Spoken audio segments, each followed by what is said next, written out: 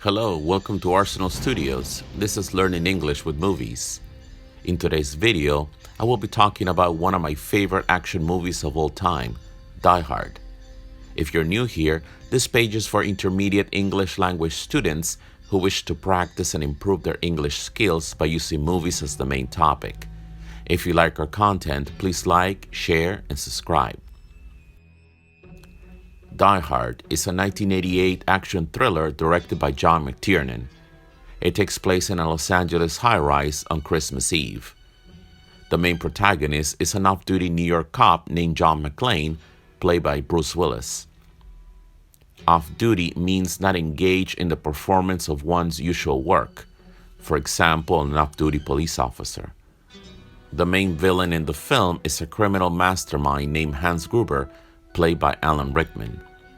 The main plot of the film involves a band of criminals who crash an office Christmas party and take everyone hostage. A hostage is a person taken by force to secure the taker's demands. Then they use the ransom negotiations with the police to buy them enough time to open a maximum security safe containing millions of dollars. A ransom is something paid or demanded for the freedom of a captured person. Die Hard was a huge box office success, making Bruce Willis a bona fide Hollywood star.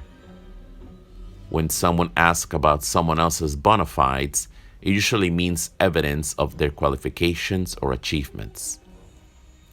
1990's Die Hard 2 was directed by Finnish director Renny Harlin. In the sequel, Bruce Willis returned as John McClane. This time, he finds himself at the Washington Dulles International Airport waiting for his wife's plane to land.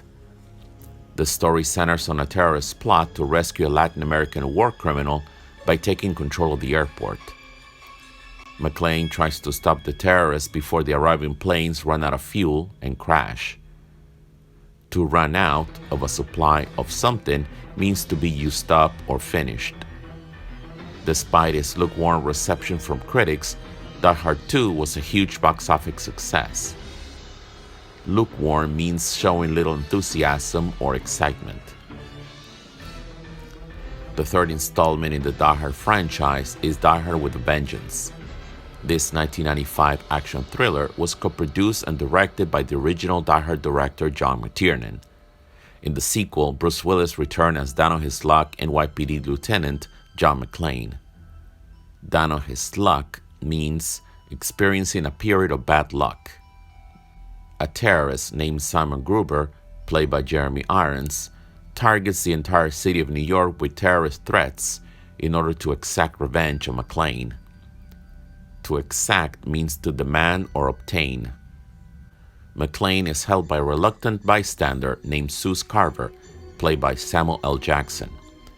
A bystander is a person who is present at an event or incident but does not take part of it. The fourth film in the franchise is 2007's Live Free or Die Hard, also known as Die Hard 4.0. This action thriller was directed by Len Wiseman, best known for the Underworld film franchise. In the film, McClane tries to stop cyber terrorists who hack into government and commercial computers all over the United States. McClane finds himself thrown in the middle of this plan when he saves the life of a hacker named Frederick Warlock Kaludis. Together, they discover the cyber terrorists' intentions and they try their best to stop them by using both brains and brawn. Brawn means physical strength in contrast to intelligence. Live Free or Die Hard was a huge success with both critics and audiences. The last film in the series is 2013's A Good Day to Die Hard. The film was directed by John Moore, the director of Behind Enemy Lines. The main plot finds John McClane traveling to Russia to get his estranged son Jack, played by Jay Courtney, out of prison. Estranged of a person means no longer close or affectionate to someone or alienated. To McClane's surprise, he discovered that his son is not only an undercover CIA agent, but also in the middle of a global terrorist plot. When talking about action movies, it's useful to use the present perfect tense and the present perfect continuous. We use the present perfect to talk or ask about the result of a recent action that is complete. we can use with how much or how many. For example, how many terrorists has John McClane killed? The terrorists have taken the party guests hostage. We can use the present perfect to talk about the news. For example, the reporter has announced a special report from Nakatomi Plaza. We often use the present perfect with already, yet, and still to express surprise. For example, the terrorists still haven't killed John McClane. We use the present perfect continuous or present perfect progressive to talk about an action we started in the past but we're still doing now.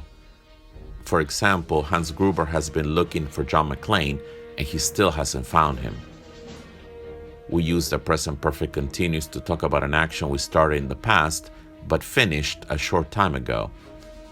For example, Hans Gruber has been waiting for the police to arrive.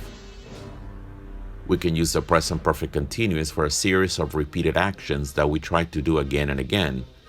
For example, he has been trying to call the police many times to ask for help. We use the present perfect continuous to talk or ask about an action happening over a period of time up to now. For example, the party guests have been enjoying themselves all evening. The music hasn't been playing since the terrorists arrived. We use the present perfect continuous to talk about recent repeated actions or for a repeated action that is different from usual. We use time phrases such as recently, lately, etc. For example, the terrorists haven't been reporting to Hans Gruber lately. We use the present perfect continuous when a recent action explains why we look or feel a certain way. For example, McClane hasn't been feeling well after his divorce. Thanks for watching. Have you seen Die Hard? Did you enjoy the sequels? What's your favorite Bruce Willis action movie? Write down your thoughts in the comments below.